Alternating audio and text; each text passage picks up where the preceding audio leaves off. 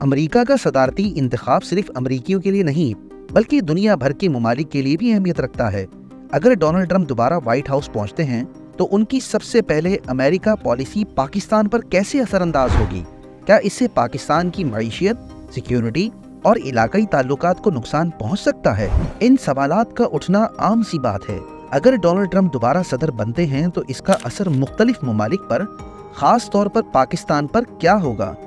جیسا کہ ٹرمپ کا پہلا دور امریکہ فرسٹ یعنی سب سے پہلے امریکہ کا نعرہ لے کر چلا تھا، جو انٹرنیشنل تعلقات کو ایک طرف رکھ کر ایسے مقاصد پر فوکس کرتا ہے جو امریکہ کے لیے فائدہ مند ہوں۔ اب پاکستان کے لیے یہ اپروچ کچھ ایسی تبدیلیاں لا سکتی ہیں جو کہ اس کے اکنامک ایڈ اور ریجنل سیکیورٹی کو اثر انداز کر سکتی ہیں۔ تو اس ویڈیو میں ہم ڈسکس کریں گے کہ اگر ٹرمپ پھر سے پریزیڈنٹ بن جاتے ہیں تو اس کا پاکستان پر کیا اثر ہو سکتا ہے۔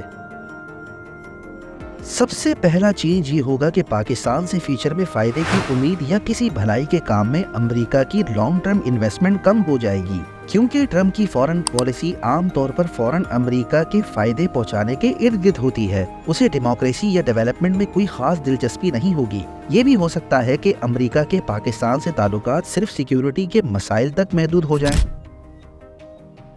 دوسرا بڑا چینج فورن ایڈ میں کمی کا امکان ہے۔ امریکہ پہلے پاکستان میں اکنامک ڈیولپمنٹ اور سول اداروں کے لیے بھی ایڈ دیتا رہا ہے، لیکن ٹرمپ کی اپروچ صرف وہی ایڈ دینے پر ہوگی جو سیدھا یو ایس کے انٹرسٹ میں ہوں، جیسے کہ کاؤنٹر ٹیررزم۔ اگر ایسا ہوتا ہے تو پاکستان کو اپنی ڈیولپمنٹ کی فنڈنگ کے لیے چائنا اور دوسرے ممالک سے سہارا لینا پڑ سکتا ہے۔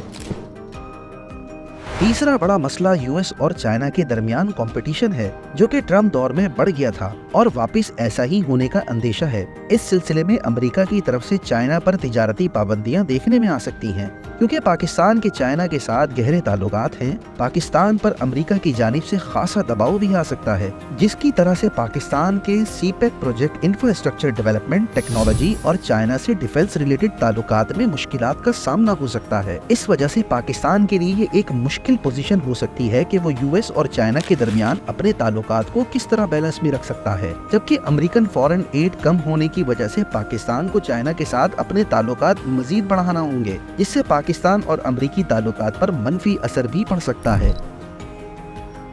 چوتھا مسئلہ ٹرمپ کے پہلے دور کی طرح امریکہ کے انڈیا سے تعلقات ہیں۔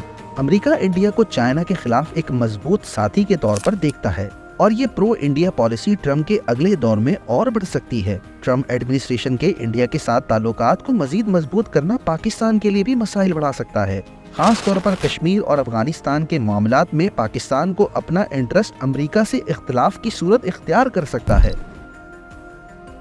پانچواں مسئلہ پاکستان کے نیوکلیر اثاثوں کی سیکیورٹی کے لیے پریشر ہے۔ ٹرمپ نے پہلے بھی ساؤتھ ایشیا میں نیوکلیر سیکیورٹی پر اپنے خدشات ظاہر کیے ہیں، اور اگر وہ دوبارہ پریزیڈنٹ بنتے ہیں تو وہ پاکستان کے نیوکلیر پروگرام پر زیادہ ٹرانسپیرنسی کے لیے پریشر ڈال سکتے ہیں۔ یہ اسکروٹنی پاکستان کے لیے ایک اور چیلنج کریٹ کر سکتی ہے، جو اپنے نیوکلیر پروگرام کو اپنی سیکیورٹی کے لیے ضروری سمجھتا ہے۔